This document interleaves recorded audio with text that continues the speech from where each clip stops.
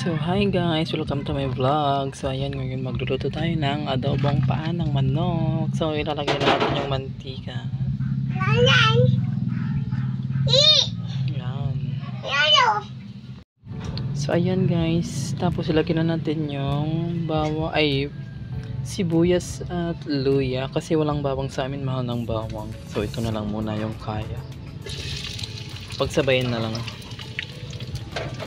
Yan. So ayan, haluin natin ang bonggang parang kinenelo. Nilalagyan ko ng luya para matanggal yung lansa ng paa ng manok.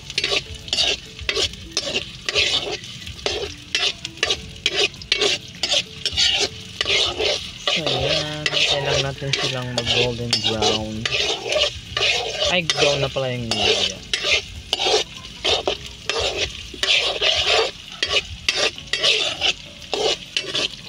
So ayan, balikan ko kayo kung ano na, patak na. So ayan, ilalagay na natin yung paa ng manok. Ragis lang. So ayan, nag-brown na siya.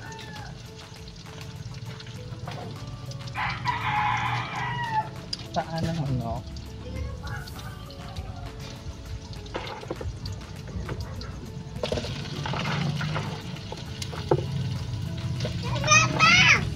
Ha? So ayan, nalagay ko na ang paa ng manok.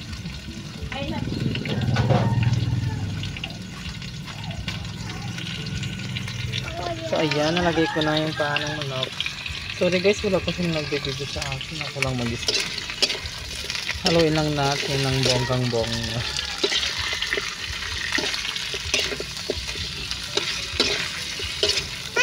So ayan, haluin lang na. Ano ba ang gulo-gulo mo na din, oh? Hi, Kai. Hi. Hi, Kai. Yan ang dungis na ni Nadine. Yan. Bagay na lang nandito sa tabi ko. Ay, ang init, init. Alis ka dyan din, mainit, tanging.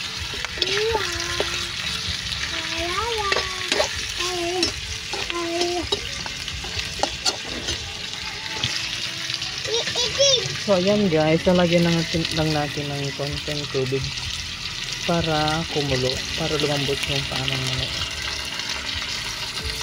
Ayan, konti lang. Tapos antayin natin na lumambot na, tapos ilalagyan na natin yung seasoning. Perfect. Balikan ko na lang kayo. So ayun guys, kumulo na siya at pagmamantika na.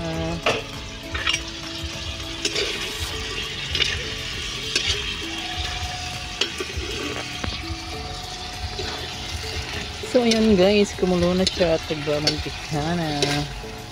Tignan natin kung malambot na. Oo, malambot na. Malambot na siya. Ano na yung taga. Perfect. Lagyan na natin siya ng seasoning.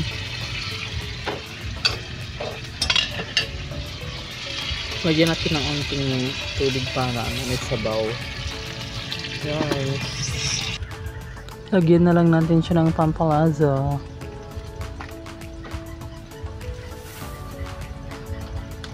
Lagyan natin siya ng magic sarap. Baka naman magic sarap.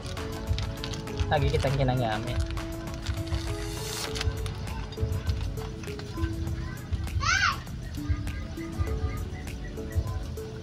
Tapos konti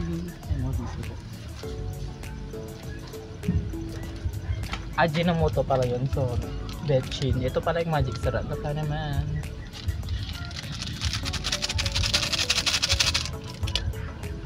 naman dati puti toyo. Baka na butang ka. Butang